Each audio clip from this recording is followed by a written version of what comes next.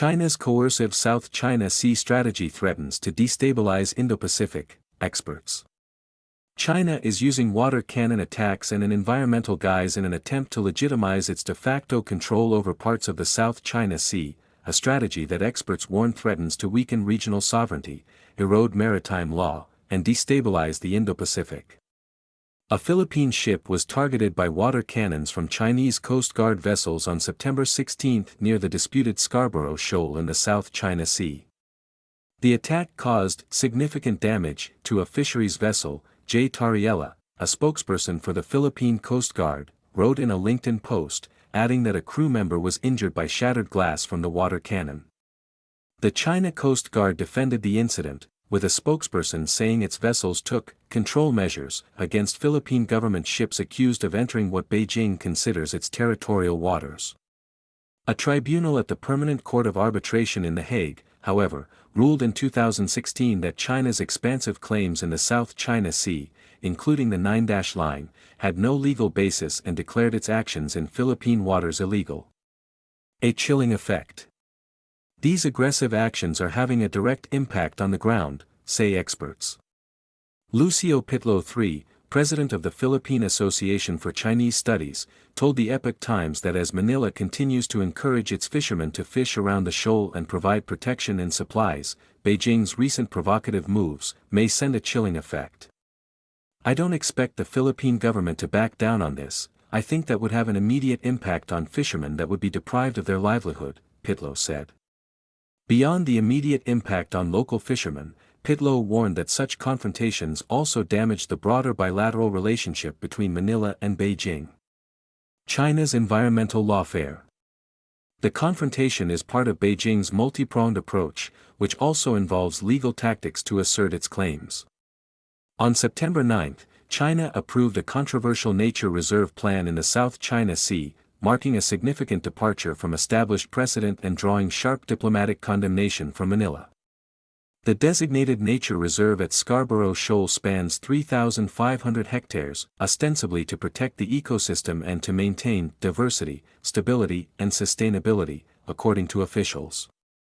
However, Vincent Kyle Parada, a former defense analyst for the Philippine Navy, told the Epoch Times that the latest initiative from China is a clear example of what we call lawfare.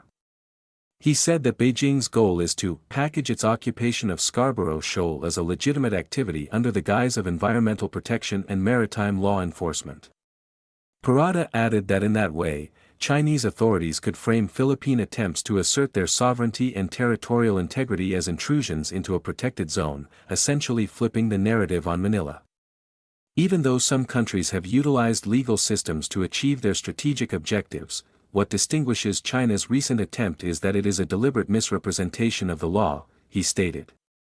Beijing itself is responsible for irreparable environmental damage to the South China Sea, whether it's through unregulated and unreported fishing, island-building activities, or other destructive practices, Parada said.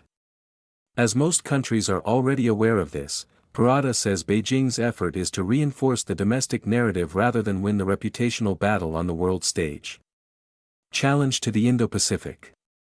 Hunter Marston, an adjunct fellow at the Center for Strategic and International Studies in Washington, warned that Beijing's recent attempts to occupy the Philippines' territory show it has largely ignored international law.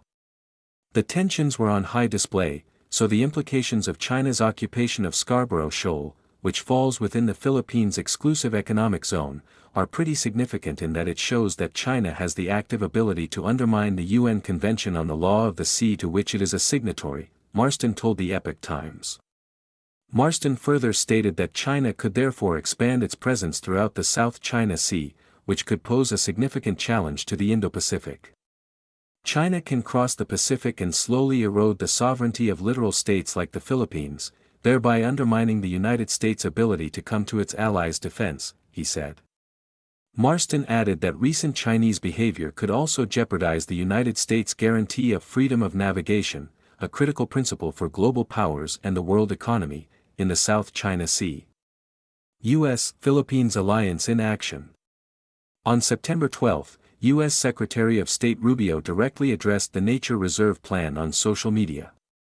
This is yet another coercive attempt to advance China's interests at the expense of its neighbors and regional stability, Rubio wrote on X, expressing Washington's stance backing Manila.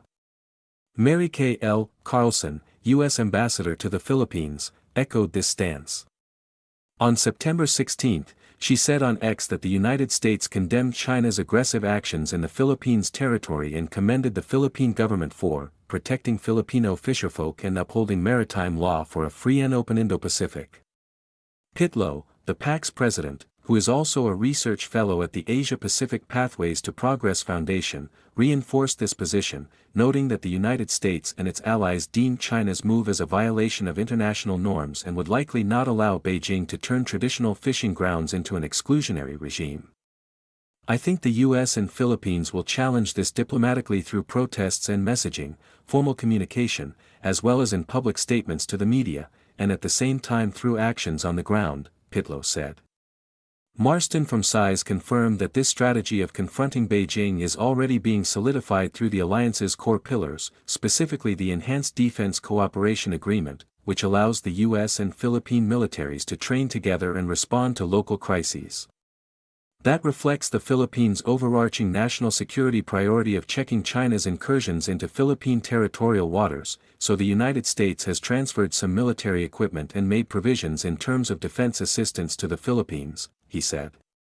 Marston said that these specific actions, along with the strong statements from U.S. officials, are the practical application of a much broader U.S. doctrine designed to maintain primacy in the Pacific. The United States comes to the defense of its allies and partners, and its maximal goal is to deter China and to prevent it from expanding its territorial presence in the South China Sea, which impinges on core U.S. interests such as the freedom of navigation and freedom of commerce, Marston said.